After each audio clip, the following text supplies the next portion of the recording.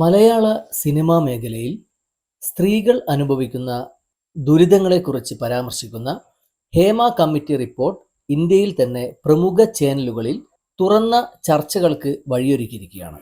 Cinema നിർമ്മാണത്തോടനുബന്ധിച്ച് സ്ത്രീകൾ അനുഭവിക്കുന്ന ദുരാവസ്ഥകൾ Hema committee report തുറന്നെഴുതി.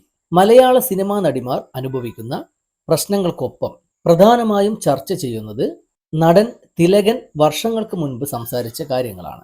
അദ്ദേഹം അന്ന് പ്രേക്ഷകരോട് പറഞ്ഞ ഭൂരിഭാഗം കാര്യങ്ങളും ശരിയാണെന്ന് പ്രേക്ഷകർക്ക് മനസ്സിലാക്കാൻ വേണ്ടി വന്നത് വർഷങ്ങളാണ്.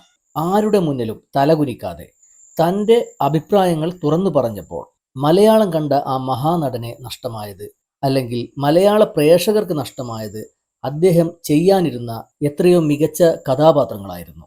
ഹേമ കമ്മിറ്റി റിപ്പോർട്ട് വന്നതിന് ശേഷം മഹാനടൻ തിലകൻ ഇന്ന് ജീവിച്ചിരിപ്പുണ്ടെങ്കിൽ അദ്ദേഹം ഏറെ സന്തോഷിച്ചേനെ എന്നതിൻ്റെ തെളിവാണ് മകൻ ഷെമ്മി തിലകൻ ഫേസ്ബുക്കിൽ പോസ്റ്റ് ചെയ്ത ചിത്രം വ്യക്തമാക്കുന്നത്. തിലകൻ ഉൾപ്പെടെയുള്ള കലാകാരന്മാരുടെ തൊഴിൽ ചെയ്യാനുള്ള അവകാശം വിലയ്ക്കുക എന്നത് വലിയ തെറ്റ് തന്നെയാണ്. ഇനി ഒരു കലാകാരനും ഈ അനുഭവം ഉണ്ടാകാൻ അനുവദിച്ചുകൂടാ. ഏതൊരു താരത്തിനെയും സൃഷ്ടിക്കുന്നത് പ്രേക്ഷകരാണ്. ഇതുപോലുള്ള അനീതികൾക്ക് പിന്നിൽ പ്രവർത്തിക്കുന്നത് ആരൊക്കെയാണെങ്കിലും മലയാള സിനിമാ പ്രേക്ഷകർ ഒറ്റക്കെട്ടായി നിന്ന് ഇതിനെതിരെ പ്രതികരിക്കേണ്ടത് അത്യാവശ്യമാണ്.